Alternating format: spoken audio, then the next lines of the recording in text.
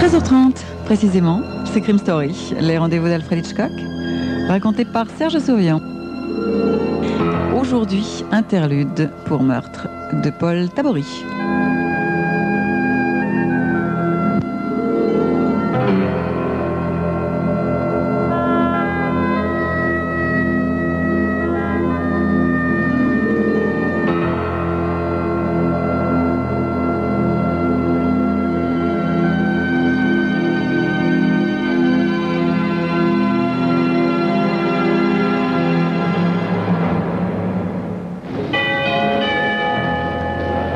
Mesdames et messieurs, nous avons le regret de vous informer que le vol 167 en direction de Montréal sera retardé de 90 minutes.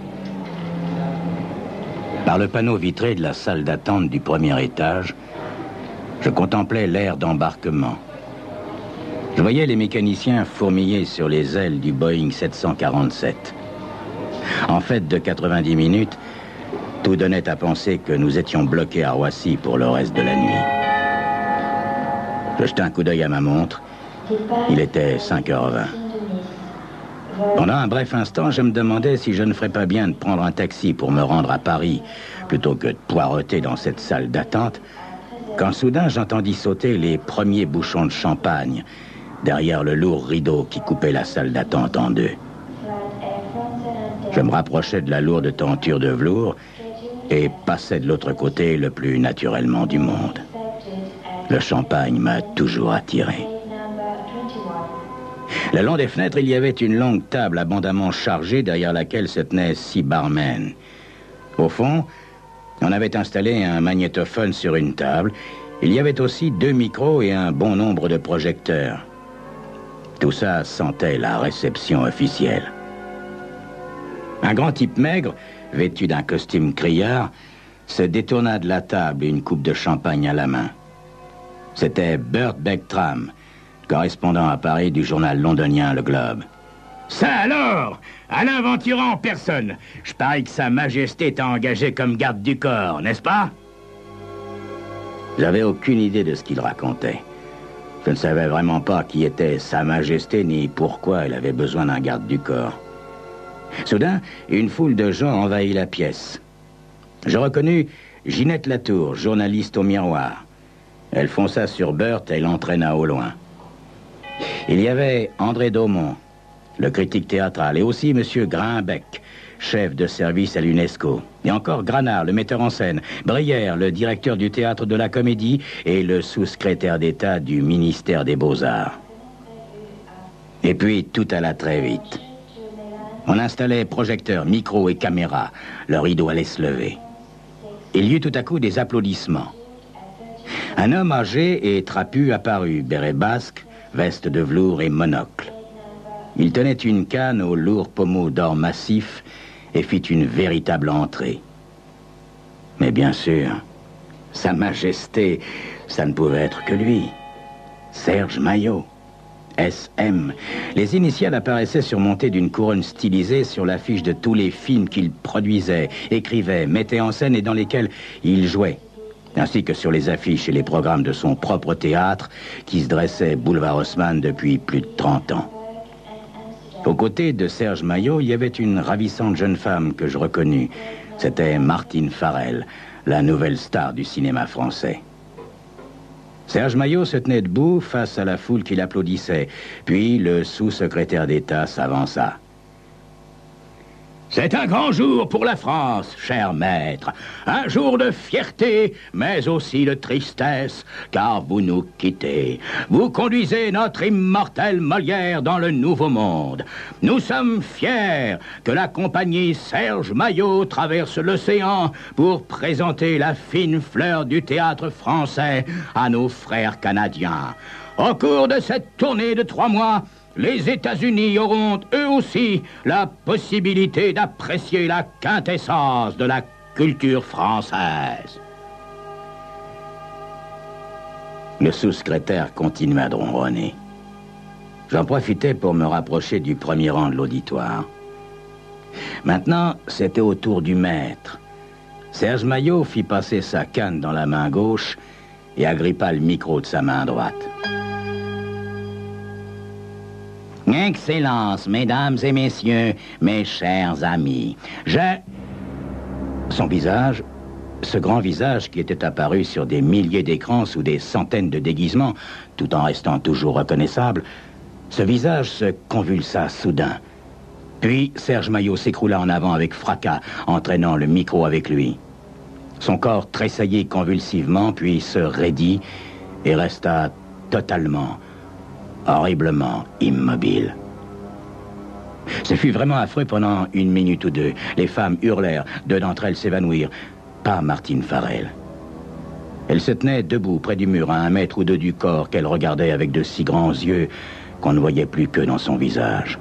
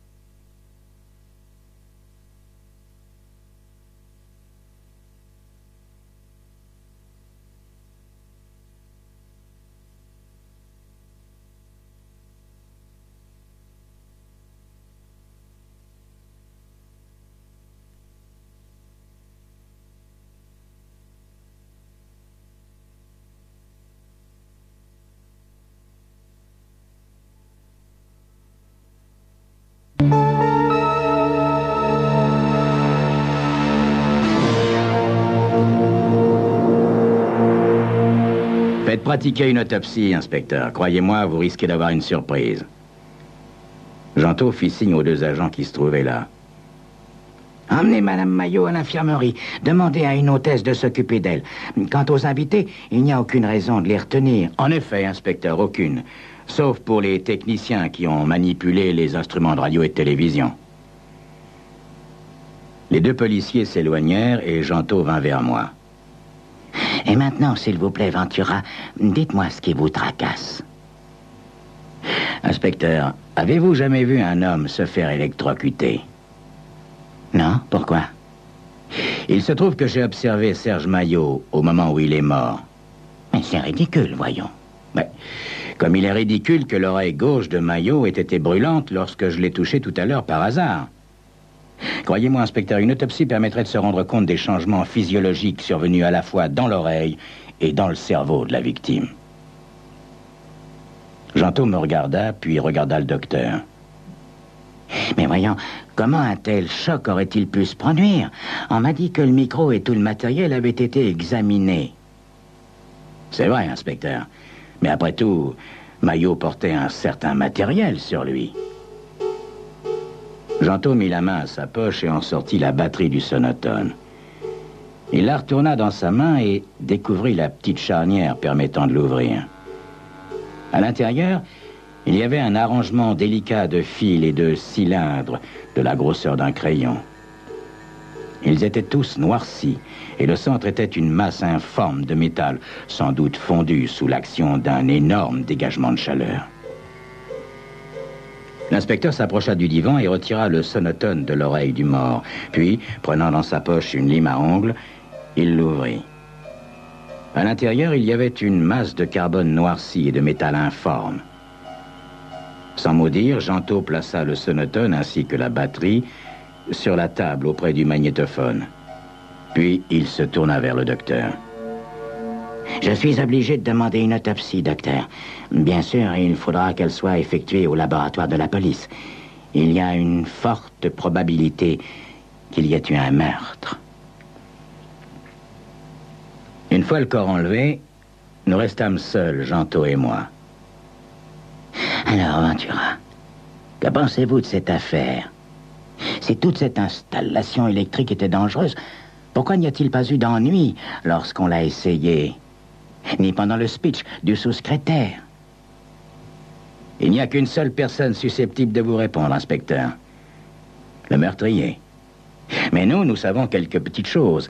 Le sonotone et la batterie ont été soumis à un courant électrique de très haut voltage qui a dû être transmis d'une façon ou d'une autre, soit par le micro, soit par son support. Nous examinâmes le micro et le support, mais en vain. Il n'y avait rien d'anormal, aucune trace de chaleur, aucun fil, aucune partie métallique fondue. Je suivis le fil qui menait au magnétophone. Tout paraissait parfaitement en ordre. Je fis passer quelques douzaines de mètres de bandes sur lesquelles le discours du sous-secrétaire avait été enregistré. Ça fonctionnait très bien. Je restais pensif. Tout de même, inspecteur, qui aurait pu se douter que Serge Maillot avait des ennemis? Ah, tout homme qui réussit, toute célébrité s'attire des inimitiés, Ventura. Et Serge Maillot avait un don pour se faire des ennemis. Des centaines d'acteurs qu'il avait saqués, des auteurs dont il avait rejeté les manuscrits, des femmes qu'il avait séduites et abandonnées. Et puis, il y a son dossier de guerre. Vous savez qu'il avait gardé son théâtre ouvert pendant l'occupation nazie. Des ennemis, Ventura. Je ne saurais par où commencer si je voulais en faire la liste. Brusquement, comme un éclair, la solution jaillit. Bon Dieu, mais c'est bien sûr, comme disait ce vieux flic français bien sympathique. J'entraînais Gentot vers le magnétophone. Dites-moi, inspecteur, que savez-vous des transistors? À vrai dire, pas grand-chose, Ventura. Les transistors sont des appareils diablement intelligents, inspecteur. On peut les utiliser à la fois pour envoyer et recevoir des impulsions électriques. Des ondes de son, des ondes de lumière, des ondes électriques, etc., etc. Regardez. J'appuyais sur la touche « Écoute ». La voix sucrée du sous-secrétaire nous parvint par le haut-parleur du magnétophone. Je réduisis le son jusqu'à ce qu'il ne reste plus qu'un faible murmure. Vous allez tout comprendre, inspecteur. Une demi-heure plus tard, nous étions assis en cercle. Le caméraman, son assistant, les électriciens, les ingénieurs du son responsables du magnétophone, le réalisateur, Martine Farrell et moi. Debout au centre du cercle, les mains dans les poches, Gentot se balançait sur ses talons. Je suis désolé de vous avoir retenu, mesdames et messieurs, mais il y a un certain nombre de questions que nous désirons tirer au clair à propos de la mort de monsieur Maillot. Ça n'était pas une crise cardiaque, mesdames et messieurs. C'était un meurtre. Et nous allons vous le démontrer. C'était le signal pour moi. Je me levais et m'avançais vers le magnétophone. Je le mis en marche et nous entendîmes la voix désincarnée du sous-secrétaire d'État. Au cours de cette tournée de 3 mois, les États-Unis aussi auront la possibilité d'apprécier la quintessence de la culture française. La bande magnétique se déroulait. Applaudissements, murmures de voix, puis la voix de Serge Maillot. Mesdames et messieurs, chers amis, Et à ce moment-là, silence. Silence pendant plusieurs mètres de bande, suivi brusquement par un véritable vacarme, hurlements, cris et la remarque à peine audible du docteur « Il est mort ». Le silence se fit également lorsque je stoppais le magnétophone et retournais auprès de Gentot. Voilà, mesdames et messieurs. Tout se trouve sur cette bande magnétique. La fin du speech, les applaudissements, puis les quelques paroles que Serge Maillot a prononcées. Après cela, silence complet. Et pourtant, le magnétophone était branché. Pourquoi n'a-t-on pas entendu le bruit qu'a fait Maillot en tombant à terre? Pourquoi ce trou soudain? Je vais faire repasser la bande. Cette fois, nous nous livrerons à une démonstration plus complète. Je m'adressais à l'un des jeunes ingénieurs du son. Si ça ne vous ennuie pas, monsieur, voulez-vous glisser ceci dans votre oreille? Vous ne risquez rien, je vous le promets. Et je lui tendis la batterie et le sonotone. Le jeune homme hésita, puis obéit. Je retournai auprès du magnétophone et attendis le signal de Gentot. L'inspecteur me fit signe. Je remis le magnétophone en marche. Nous entendîmes alors, une fois de plus, le laïus du sous-secrétaire, les applaudissements et le brouhaha, puis les paroles de Maillot et le silence. Brusquement, une chaise s'écroula à grand bruit. L'autre ingénieur du son, un jeune homme blond, venait d'arracher le sonotone de l'oreille de son collègue. Dans son autre main, il tenait un revolver. Alors, gros malin, vous avez trouvé, hein? Ouais, c'est moi qui ai fait le coup. Ce salaud méritait de mourir plus de 100 fois. Il a chassé mon père de sa compagnie. Les Boches l'ont envoyé dans un camp et c'est là qu'il est mort. Elle m'a aidé! Hurlait-il en braquant son arme vers la poitrine de Martine Farrell. C'est elle qui a changé la batterie. Je voulais le tuer, moi, mais elle m'a aidé. Elle voulait sa mort, elle aussi. Martine Farrell secouait la tête en signe de dénégation. Elle était livide. Gentot se déplaça rapidement, très rapidement, mais pas tout à fait assez. Le revolver fit feu.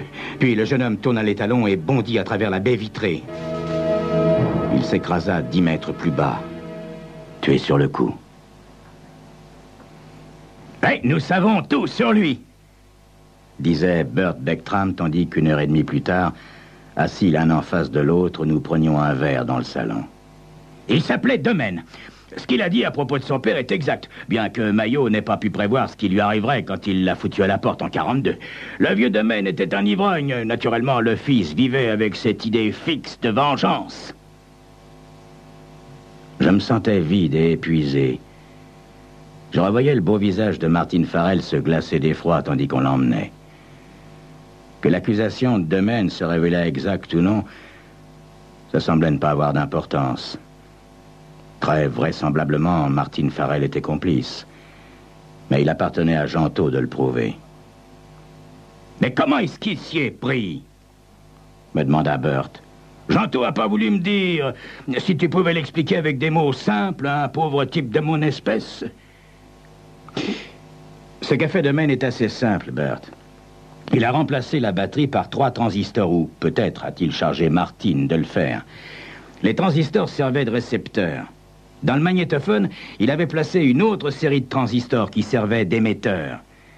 Tout ce qu'il avait à faire était de couper le magnétophone et de brancher l'émetteur. Les transistors de la batterie du sonotone et ceux du magnétophone étaient naturellement synchronisés. Non mais pour l'amour de Dieu, Ventura, je t'ai demandé de m'expliquer les choses avec des mots simples. Ce que je veux savoir, c'est avec quoi il a tué Maillot. Avec le son, Burt. Du son à haute fréquence. Voyons, tu sais que l'oreille humaine ne peut enregistrer que certaines fréquences. Si on émet au-dessous de ces fréquences, on n'entend rien. Mais on peut émettre au-dessus, grâce à un petit système comme celui que Domaine avait bricolé. Et si ces fréquences sont suffisamment fortes, elles peuvent tuer. C'est pourquoi il y avait un temps mort sur la bande magnétique. Le son à haute fréquence avait été transformé en chaleur intense en passant par la batterie du sonotone. C'est cette chaleur qui a fait fondre une partie de la batterie du sonotone lui-même. Et si je n'avais pas, par hasard, touché l'oreille de Maillot... Burt ouvrit la bouche pour poser, je suppose, 50 autres questions. Mais au-dessus de nos têtes, le haut-parleur toussa et une voix masculine dit « Attention, attention, les voyageurs à destination de Montréal, vol 167, embarquement porte 13. » Je ramassai mon sac de voyage, descendis, franchis la porte de verre et m'enfonçai dans la nuit. C'était Crime Story, les rendez-vous d'Alfred Hitchcock racontés par Serge Sauvion. Aujourd'hui, interlude pour Meurtre de Paul Tabori.